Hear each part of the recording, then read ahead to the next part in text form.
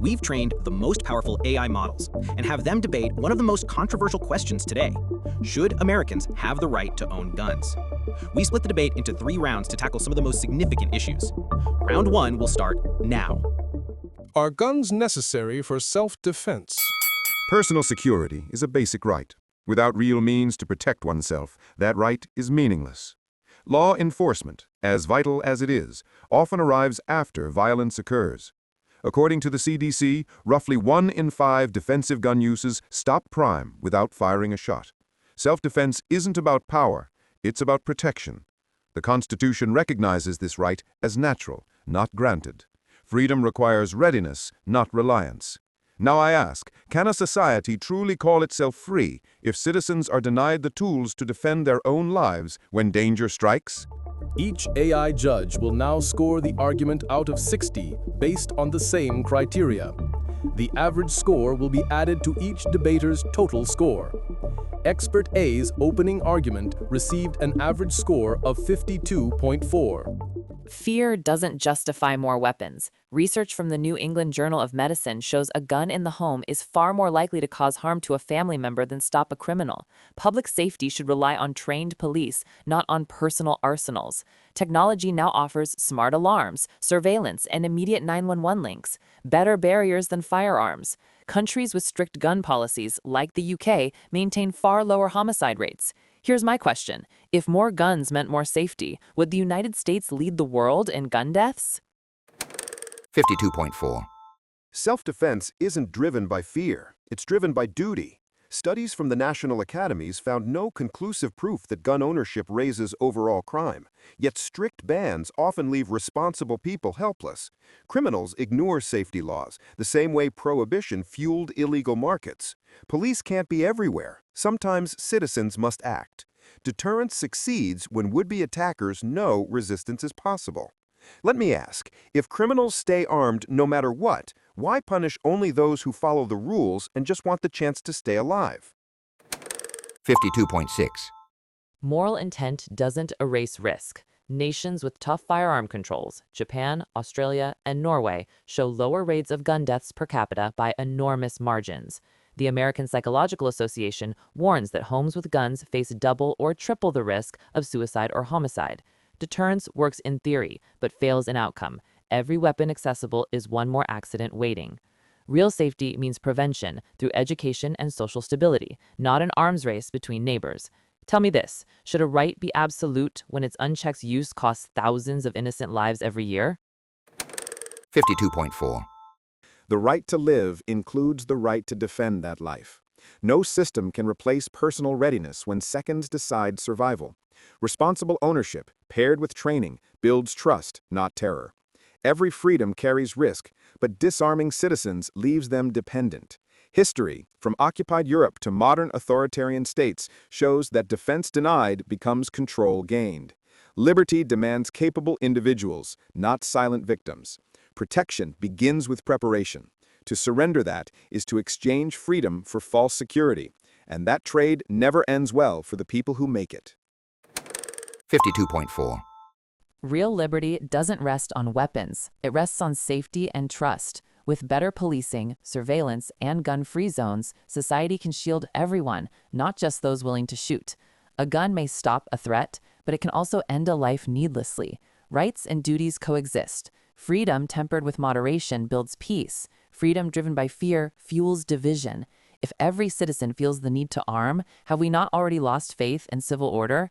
Lasting safety comes through prevention, not through the constant readiness to kill. 52.8. Below, you can see the scores each model is awarding to each side after round 1.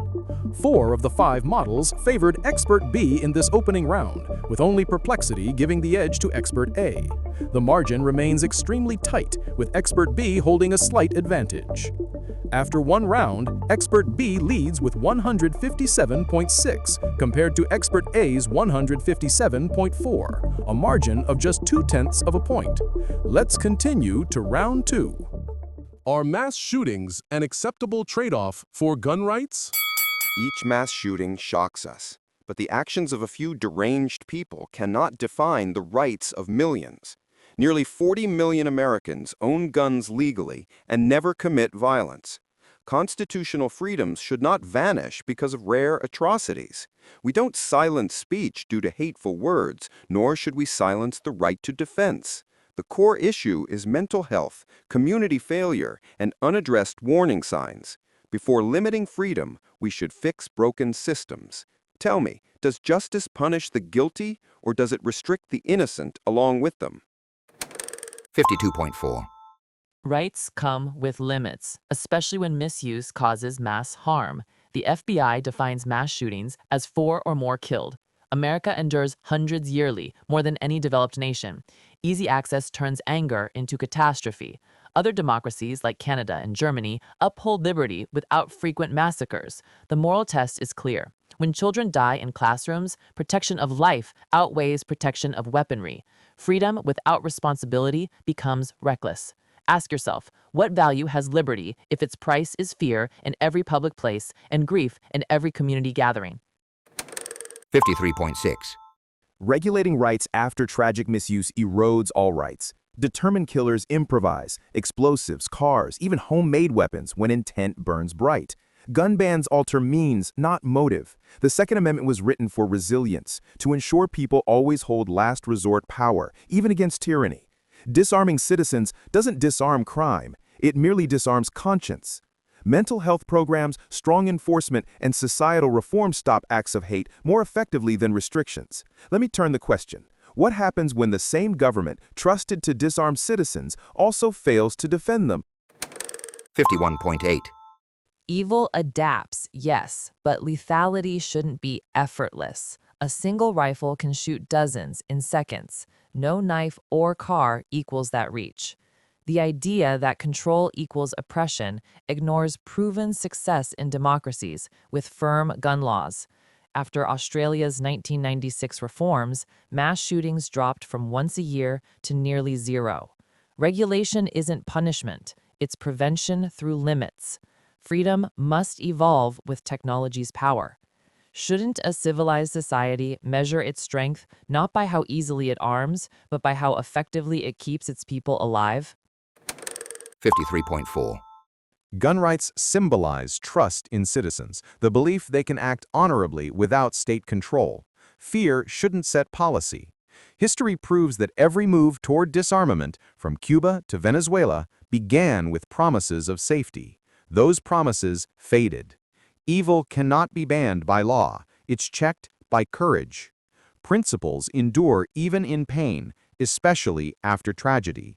Liberty remains strong only when citizens are empowered, not dependent. Restriction may promise peace, but true peace comes when every person retains the power to preserve life and resist threat. 51.8. To protect life is the first duty of a civilized state. The Constitution safeguards liberty through safety, not against it. Rights evolve as weapons evolve. Where unregulated firepower reigns, freedom erodes through fear. Limiting access doesn't equal surrender. It shows moral maturity. The nations that chose restraint didn't lose freedom. They gained peace. Holding on to old interpretations while ignoring new dangers ensures suffering. The real courage lies not in clinging to the gun, but in ending the cycle that makes mass death a reoccurring headline in our nation.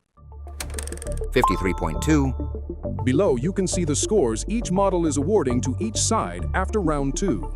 All 5 models unanimously favored Expert B in this round, with Claude showing the strongest preference. Expert B's advantage widens significantly on this controversial topic.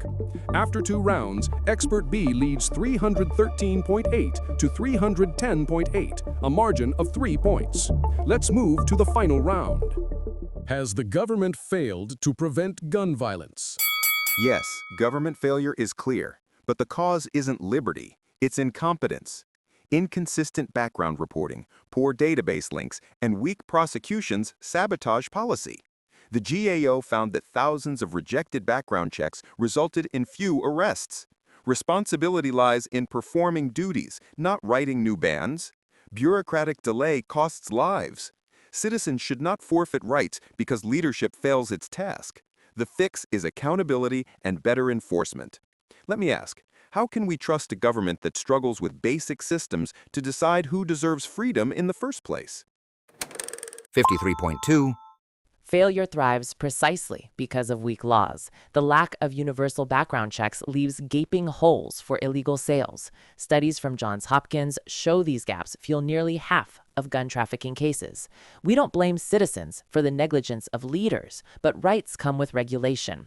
Updating law isn't punishment, it's protection through modernization. Inspections, training, waiting periods, these measures actually save lives abroad. If government inaction costs thousands yearly, isn't the truer failure our refusal to fix the very structure built to guard us? 53.2. Laws already exist but go unenforced. In 2019 alone, over 50,000 gun violations weren't prosecuted, according to Justice Department data. That's neglect, not absence of law. Passing endless new rules won't help if the old ones sit idle.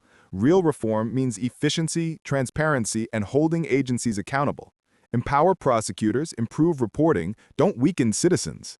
The Second Amendment doesn't block safety, it demands competence.